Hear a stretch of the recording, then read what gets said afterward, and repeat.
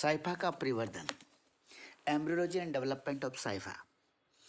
यह अध्याय आपके समक्ष प्रस्तुत कर रहा हूँ मैं Prem Singh Chauhan, associate professor in zoology at Seth Ranglal Kothari government PG college Rajsamand.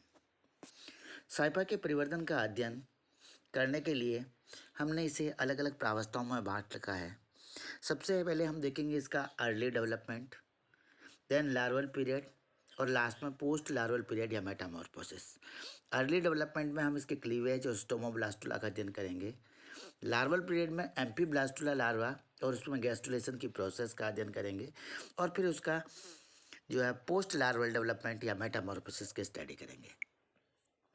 सबसे पहले यदि हम अर्ली डेवलपमेंट को देखें तो अर्ली डेवलपमेंट में हमारे पास दो चीज़ें आती है, एक तो आता है इसका क्लीवेज और दूसरा आता है स्टोमोब्लास्टुला। निषेचन की क्रिया संपादित हो जाने पर अरीय नालों के मेसेनकाइम में जाइगोट का निर्माण हो जाता है। जाइगोट नर युग्मक और मादा युग्मक से बनने वाली संरचना है। जाइगोट में अब विदलन की प्रक्रिया प्रारंभ होती है। क्लीवेज एक समसूत्री विभाजन होता है। शुरू में 3 वर्टिकल विभाजन होते हैं। वर्टिकल विभाजन होने से 1 से 2, 2 से 4 और 4 से 8 कोशिकाओं वाले जो है 8 कोशिकाओं वाले या 8 ब्लास्टोमियर्स का निर्माण होता है। इन 8 ब्लास्टोमियर में 4 बार वर्टिकल क्लीवेज हो जाने के पश्चात 3 बार वर्टिकल क्लीवेज हो जाने के पश्चात 1 से 2, 2 से 4 और 4 से 8 सेल वाला ब्लास्टोमियर्स इसमें हो जाते हैं। उसके पश्चात चौथा जो क्लीवेज होता है तो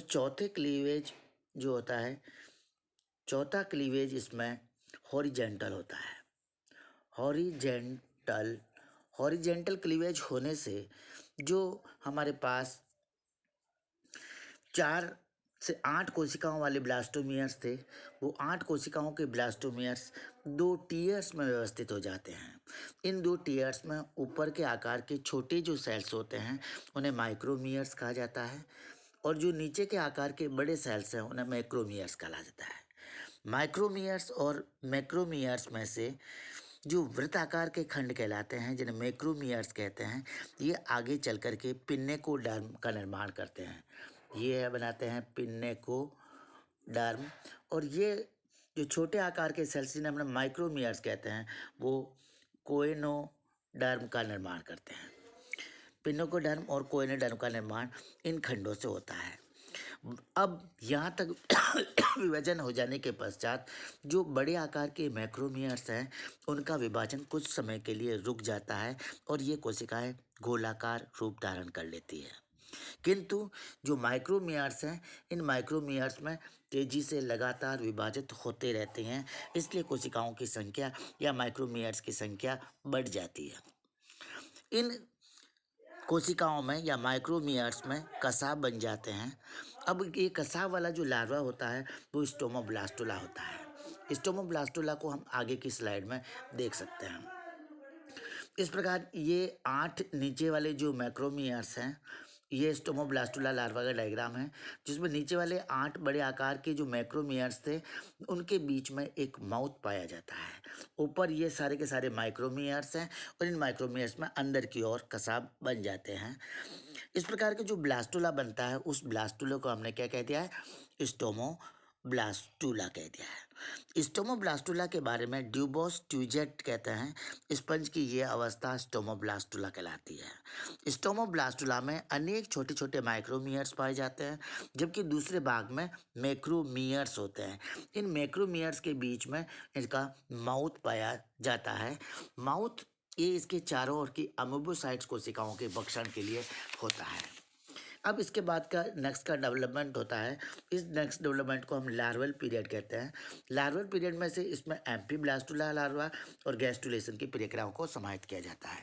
जो स्टोमोब्लास्टुला है हमारे पास, इस स्टोमोब्लास्टुला में इन्वर्सन की क्रिया होती है।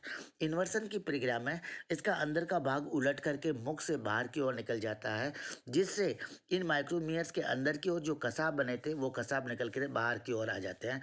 ये कसाब वाला भाग बाहर हो जाता है और अब इसके पश्चात इसके आधे भाग में पाई जाने वाली जो मैक्रोमियर्स थे, उन मैक्रोमियर्स में विभाजन होकर के उनकी संख्या में वृद्धि हो जाती है। इस प्रकार हमें जो लार्वा प्राप्त होता है वो एम्फीब्लास्टुला लार्वा कहलाता है। और एम्फीब्लास्टुला लार्वा इसको इसलिए कहा जाता है, एम्फी का मतलब बहुत है और ब्लास्टोस का मतलब जीव है। इसका एक सिरा जो है सीलिएटेड होता है या कसाबित कोशिकाओं का बना होता है और दूसरा सिरा नॉन सीलिएटेड होता है। इस प्रकार दोनों सिरों की उपस्थिति के कारण ये एम्फीब्लास्टुला कहलाता है। इस अवस्था में जो कसाबित कोशिकाएं छोटे आकार की और सक्रिय होती है, ये अगले भाग में स्थित होती है। और अकसाबित कोशिकाएं बड़े आकार की मैक्रोमियर्स होती है, जो पिछले भाग की ओर स्थित होती है। इस अवस्था तक आ जाने के पश्चात एम्फीब्लास्टुला लार्वा अब रेडियल किनारों के साथ मेसेनकाइम में नहीं रुक पाता है, वहाँ से ये बाहर निकल जाता है। ये अरिये नालों से होता हुआ जल की धारा के साथ स्पॉन्जोसेल और ऑस्कुलम से बाहर की ओर निकल जाता है। जल के सारा के साथ बाहर की ओर आ जाने के पश्चात ये एम्फीब्लास्टुला लार्वा जल में स्वतंत्रतापूर्वक तैरता है। तैरते समय ये अपना कसाबित भाग जो है आगे की ओर रखता है और कसाबों के स्पंदन के द्वारा तैरने की क्रिया में इसको बल प्राप्त होता है। फिर उसका हो जाता है गैस्ट्रुलेशन। गैस्ट्रुलेशन के प्रारंभ में एम्फीब्लास्टुला किसी स्थान पर स्थिर हो जाता है। स्थिर हो जाने के पश्चात इसमें गैस्ट्रुलेशन की प्रक्रिया चालू होती है। इसमें लार्वे का जो कसाबित अर्धांश है वो धीरे धीरे मैक्रोमियर्स में तेजी से विभाजन के कारण अंदर की ओर धंसता जाता है। इस क्रिया को हम आगे वाले डायग्राम में और देख सकते हैं स्पष्ट। यह तीव्र गति से पोस्ट लार्वल डेवलपमेंट में भी आ रखा है। इसको अब हम कहते हैं गैस्ट्रुलेशन की प्रक्रिया में ये मैक्रोमियर्स का तीव्र गति से विभाजन होने के कारण ये ग्रेनुलर कोशिकाओं की संख्या बढ़ जाती है और ये ग्रेनुलर कोशिकाएं धीरे धीरे जो माइक्रोमियर्स की कसाबित कोशिकाएं थी उसको आवृत कर लेती है। माइक्रोमियर की कसाबित कोशिकाओं को आवृत कर लेने की ये जो प्रक्रिया है ये गैस्ट्रुलेशन कहलाती है। इस अवस्था में गैस्ट्रुलेशन में दो परतों का निर्माण हो जाता है, बाहर की ओर ग्रेनुलर सेल्स की और फ्लैजिलेटेड सेल्स अंदर की ओर धंस जाती है और इसके नीचे की ओर एक मुख रह जाता है। इस मुख से यह आधार से चिपक जाता है। इस प्रकार जो ये माइक्रोमियर्स थी आगे चल करके कोइनोडर्म या कसाबित कोशिकाओं का निर्माण करती है और जो बेगड़े आकार की ग्रेनुलर सेल्स थी वो आगे चल करके पिन्नेकोडर्म का निर्माण करती है। ये पिन्नेकोडर्म है और यह कोइनोडर्म है। तो इस प्रकार ये जब स्थिर हो जाता है और धीरे धीरे लार्वा ये वृद्धि करने लगता है तो इसका जो दूरस्थ सिरा होता है उस दूरस्थ सिरे पर एक छिद्र उपस्थित हो जाता है जो ऑस्क्यूलम कहलाता है। फिर ऑस्क्यूलम निर्माण के पश्चात इसमें मेटामॉर्फोसिस की क्रिया होती है। इस मेटामॉर्फोसिस की क्रिया के बारे में इसको हम पोस्ट लार्वल पीरियड या मेटामॉर्फोसिस कहते हैं। पोस्ट लार्वल पीरियड या मेटामॉर्फोसिस में वोलाकार्ट और हेल्डफील्ड कहते हैं कि 1996 में यदि हम दो पदार्थ लें, कौन से दो पदार्थ हैं? ये दो पदार्थ हैं, एक तो है KCl पोटेशियम क्लोराइड और एक CaCl सीजियम क्लोराइड का यदि प्रयोग करें तो इसमें लार्वा में जो मेटामॉर्फोसिस की क्रिया होती है उसको प्रेरित किया जा सकता है। समुद्री जल में स्वतंत्र रूप से तैरने के पश्चात एम्फीब्लास्टुला अपने ब्लास्टोपोर सहित किसी आधार तल पर चिपक जाता है, दूरस्थ सिरे से वृद्धि करता है। ये एक बेलन के आकार का हो जाता है। इसके दूरस्थ सिरे पर अपर्चर खुल जाता है। ये अपर्चर ऑस्क्यूलम कहलाता है। इसके पश्चात ऑस्क्यूलम बन जाने के पश्चात इसकी भित्ति जो होती है उसकी भित्ति पर अनेक छोटे छोटे छिद्र बन जाते हैं। ये छोटे छोटे छिद्र जो होते हैं ओस्टिया कहलाते हैं। ये ओस्टिया बन गए। ओस्टिया बन जाने के पश्चात इसका जो कणिका में या ग्रेनुलर भाग था या एकसाबित जो कोशिकाएं थी उन एकसाबित कोशिकाओं से एक्सोपिनेकोडर्म का निर्माण हो जाता है। इसी में ही उपस्थित स्क्लेरोब्लास्ट सेल से स्पिक्यूल्स का निर्माण होता है और पोरोसाइट सेल जो है ओस्टिया का निर्माण को प्रेरित करती है, ओस्टिया को बनाती है। इसका अंदर वाला जो भाग की कोशिकाएं थी, जो कसाबित कोशिकाएं थी जिनको हम माइक्रोमियर्स कहते थे, वो कोइनोडर्म का विकास में भाग लेती है। इसके साथ में इसमें आर्क्योसाइट सेल्स और अमीबोसाइट सेल्स भी बन जाती है।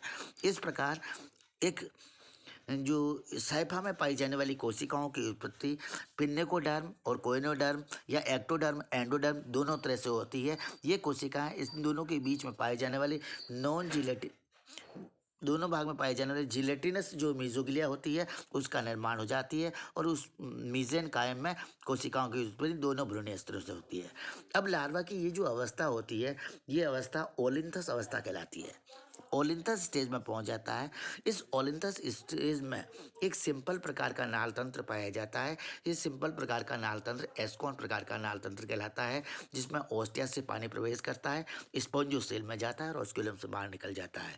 किंतु इसके पश्चात इसकी भित्ति में वलन बनने के कारण ये जो नाल तंत्र है एस्कॉन से साइकॉन प्रकार के नाल तंत्र की व्युत्पत्ति हो जाती है।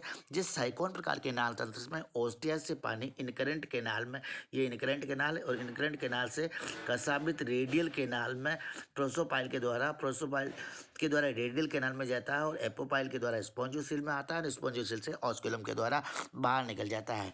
तो इस क्रिया में भित्ति का वलन बनने के कारण कोइनोसाइट्स कोशिकाएं जो होती है केवल अरीय नालों तक सीमित रह जाती है।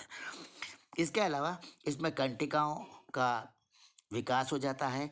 नालतंत्र भित्ति की मोटाई के साथ में साइकॉन प्रकार में रूपांतरित हो जाता है और इस प्रकार विभेदीकरण के द्वारा शाखाएं निकलने और विभेदीकरण के द्वारा एक साइकॉन प्रकार के स्पंज का विकास हो जाता है। Thank you for watching this video. आज के असाइनमेंट में हम आपको प्रस्तुत कर रहे हैं explain the development of Scypha with appropriate diagram. Scypha के परिवर्तन का आवश्यक चित्रों की सहायता से वर्णन कीजिए। Thank you. आज की क्लास यहीं समाप्त होती है। अपेक्षा करते हैं कि ये वीडियो आपके लिए उपयोगी साबित हो गया। वीडियो को वॉच, शेयर और सब्सक्राइब और लाइक करना नहीं भूलें। धन्यवाद।